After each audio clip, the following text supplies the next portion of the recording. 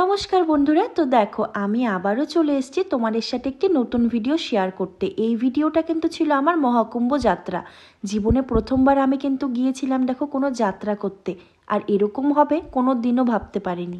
আসলে কিন্তু কষ্ট না করলে কেষ্ট মেলে না, তাই কিন্তু যাত্রা করতে স্নান খাওয়া দাওয়া কই কী হবে কোনো কিছু আমরা ঠিক করে করিনি। আসলে সবটাই হলো ভগবান। তবে সব কিছু কিন্তু ঠিক মতো যে হয়েছে কিনা সেটাই চলো শেয়ার করি। এখানটা আজকে রাত্রের বেলা থাকবো, আর এই নিচেই আমাদেরকে কিন্তু থাকতে হবে। দেখো মানুষ কিন্তু ইউপির মধ্যে, মানে যেহেতু এটা উত্তরপ্রদেশে হয়েছে, তো সেখানে কিন্তু যে যেভাবে পেরেছে তাদের বাড়ি সমস্ত কিছু ভাড়া দিয়ে দিয়েছে। পায়ে হাঁটা 2 মিনিট হেঁটেই দেখো আমরা চলে যাই অটো করে। এই যে আশেপাশে সমস্তই কিন্তু ইউপি, আর বাড়িগুলো দেখো এখানের বেশ একটু অন্যরকম। সব দেশের জিনিসটা সব হয় না।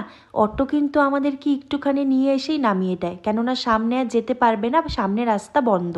তারপর পায়ে হেঁটে আমরা বাইক ঠিক করে নিই। আর এখানে কিন্তু অনেক দাদারা প্রচুর পরিমাণে বাইক ভাড়া নিচ্ছিল, তো সেই বাইকে করেই আমরা চলে যাই সেই গঙ্গার স্থানে। যেতে যেতে দুপাশ দিয়ে ব্রিজে দেখতে পারি মেলাটি।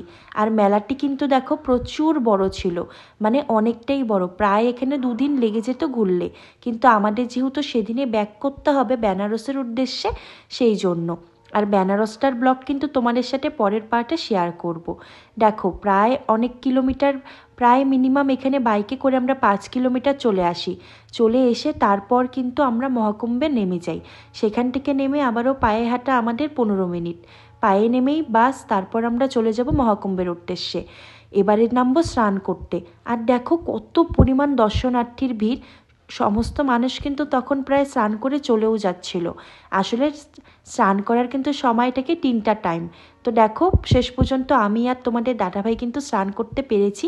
আর এটাই যে কত বড় শান্তি যে মহাকুম্ভে এসে মানব জীবনে স্নান করতে পেরেছি। সত্যি এই জীবনটা কিন্তু আর আমরা কোনো দিনই পাবো না।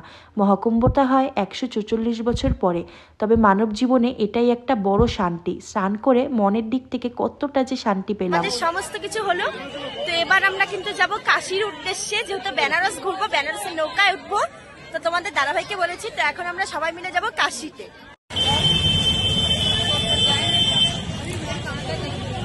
তো দেখো এখন আমরা বসেছি এই যে এই গাড়িগুলোতে, পেছনে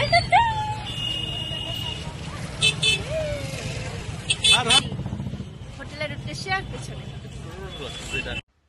তোমরা কি জানো এই ফলটি কি? দাঁড়াও আমি তোমাদের বলছি। রাম যখন 13 বছর বনবাসে ছিল তখন কিন্তু এই ফলটি খেয়েছিল, আমিও খেয়ে নিলাম। তাই কিন্তু দেখো মানব জীবনে আমরা মহাকুম্ভে এসে সত্যি অনেকটাই